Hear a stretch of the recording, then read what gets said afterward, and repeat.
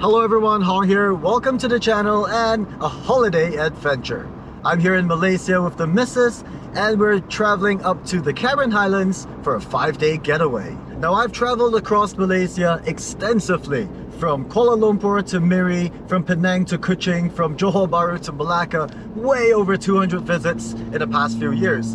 And in all this time, including the years that I've been living in Malaysia, I've never been to the Cameron Highlands. So sit back, relax, and join me on this 5-day holiday adventure.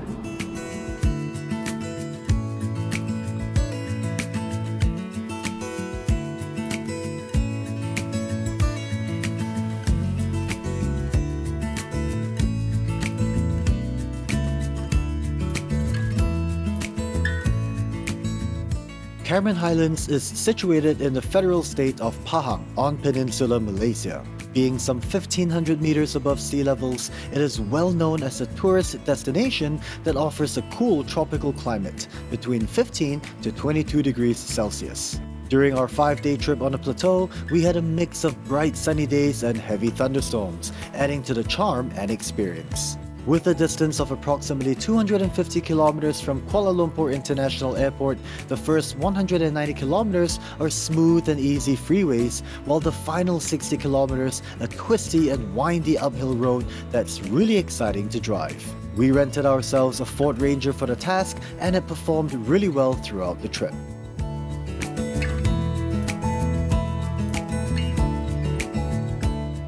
We did stop occasionally for a quick pause to soak in the lower temperatures at higher elevations and to say hello to the many chickens and dogs that seemed happy to greet visitors.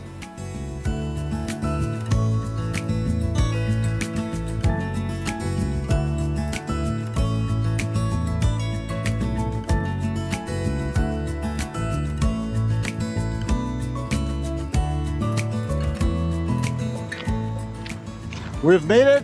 Welcome to Cameron Highlands.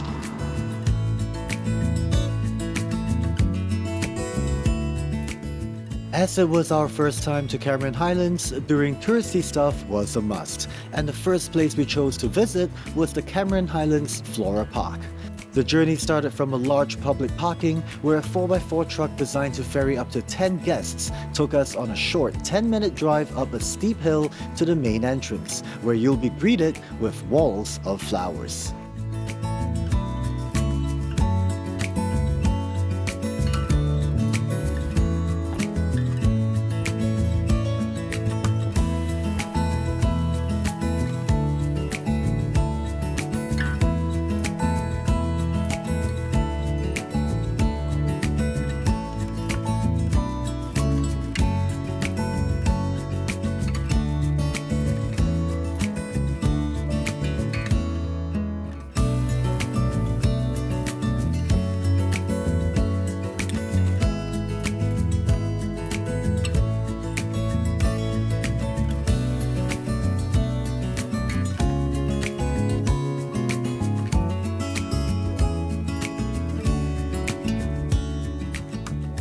The park is basically split between an indoor area and an outdoor hill. Keep in mind that occasional rain showers can be expected for the entire Cameron Highlands, so if the weather permits, I'll recommend climbing the outdoor hill first before exploring the indoor area. Be prepared to spend anywhere between 3 to 5 hours at this park, especially so if you're seeking out your next Instagram profile photo, because this place offers so many potential options. At the very top, a really nice cafe with a crew that makes amazing coffee. The ideal spot to take a short break and to enjoy the pretty views of the entire valley below.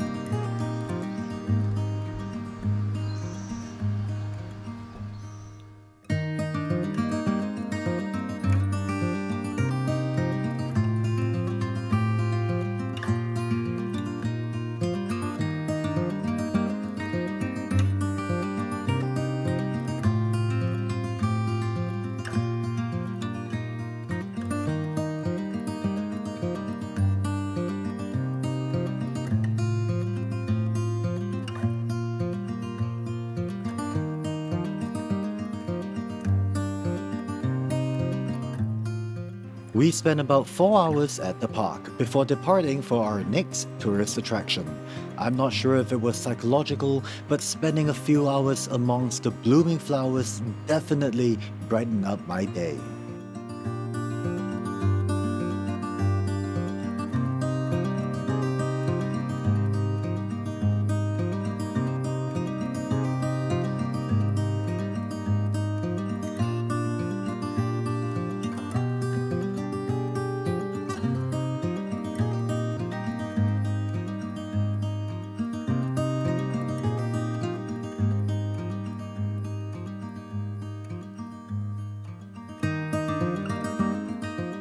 Our next stop was to the Yifinggu Apiary.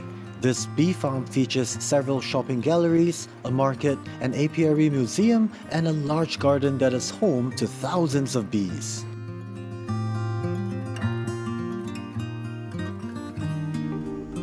Hello?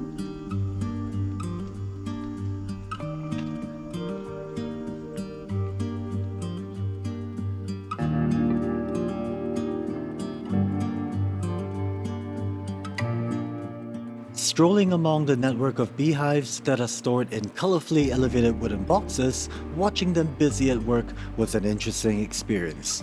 We also got to learn some fun facts about bees and their honey. Not only is honey delicious, it also has antibacterial and antiseptic benefits that are healthy and nutritious. It is also medicinal and often used as a natural treatment for dandruff, stomach ulcers, and even seasonal allergies. Bees make honey for their own consumption, but can be a sustainable food source for us as they usually produce more than they require.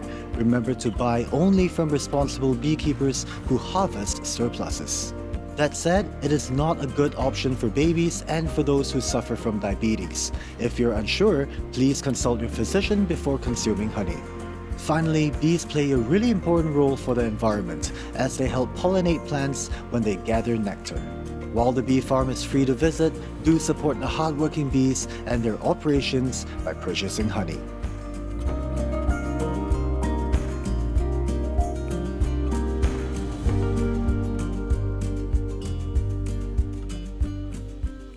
Thanks to the perfect climate, aside from flowers, Cameron Highlands is also home to numerous tea plantations and vegetable farms that dominate many of the hills, with Boh Tea being one of the most iconic brands in Malaysia. Aside from managing the largest tea plantation in the country, Boh Tea, which was founded back in 1929, is also well known for being the largest manufacturer of black tea in Malaysia. Unfortunately for us, the factory tours at the Boh Tea Garden were unavailable during our visit, but that didn't stop us from climbing up the hill to the main visitor center, which houses a cafe and viewing platform that offers a panoramic view of the plantation, and a shop where we bought more tea than we have ever bought.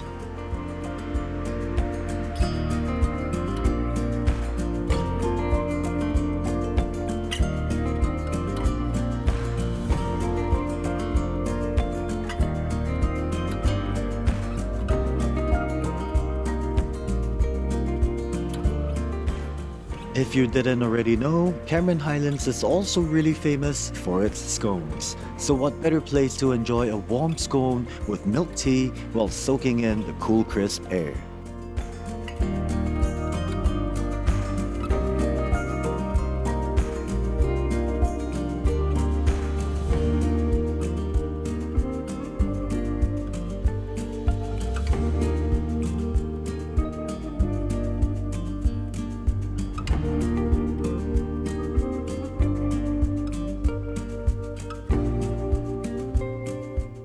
It started to rain just as we were about to leave, and watching the clouds roll in slowly while walking among the rows of tea plants was such a beautiful and refreshing affair.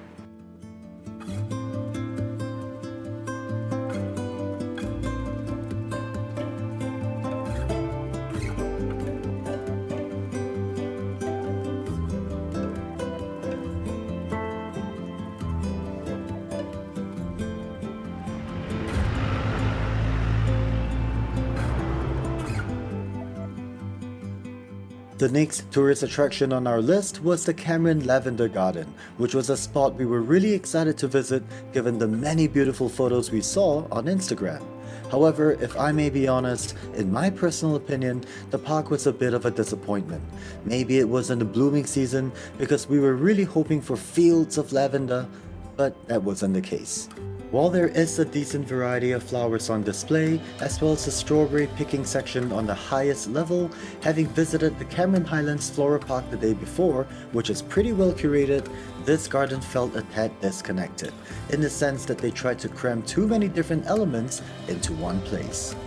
I don't know about you, but I would have been more than glad to visit a lavender garden that is, as the name suggests, predominantly filled with lavender.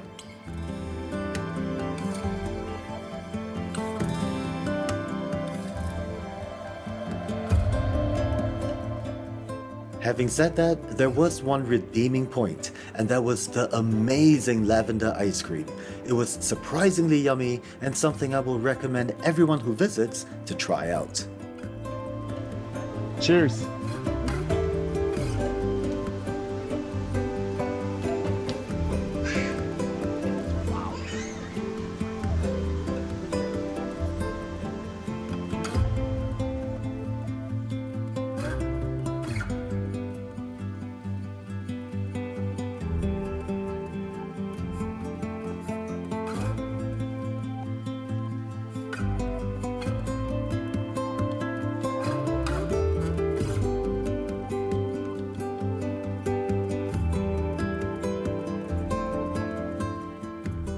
As I mentioned earlier in the video, Cameron Highlands is home to many tea plantations, floral gardens, and vegetable farms. And if there's a fruit that loves the climate as much as I do, that'll be strawberries. The Big Red Strawberry Farm is an agri-tourism park dedicated to growing hydroponic strawberries and other organic vegetables such as lettuce, and has been in operation since 1968. One of the main attractions at the farm is that they allow visitors to hand-pick strawberries straight from the thousands of plants grown here. Sadly for us, on our day of visit, we were not permitted to pick the strawberries as the plants needed a few weeks to regrow. So if you plan to visit, do give them a call in advance to check for availability. We did, however, treat ourselves to some fresh strawberry juice and salads at the cafe, which was really delicious.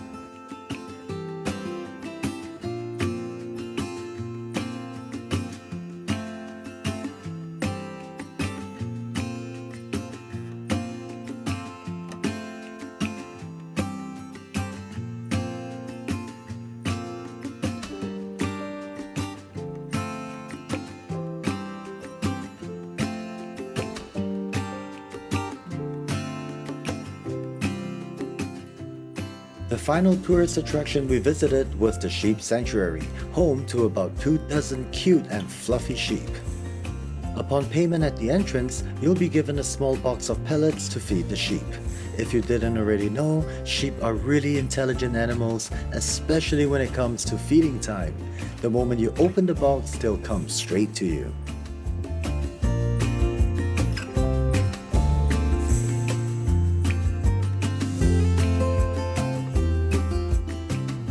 Some of the sheep also had their wool sheared, which I believe to be necessary as it can get awfully heavy for them. Hopefully the shearing was done nice and slow. Now I'm not a zoologist nor an expert with animals, and I'm not too sure if the sanctuary provides sufficient space for the sheep, but the pens and the entire surroundings were kept really clean and they did seem pretty happy.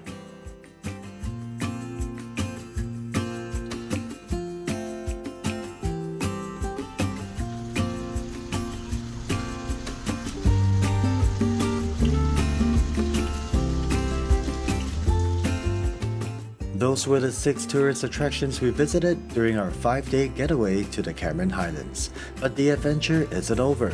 In my part 2 video, we go hiking up the Tanah Rata Cameron Valley Tea Plantation Trail, as well as exploring a segment of the Jungle Trail 9, which leads to the spectacular Robertson Falls.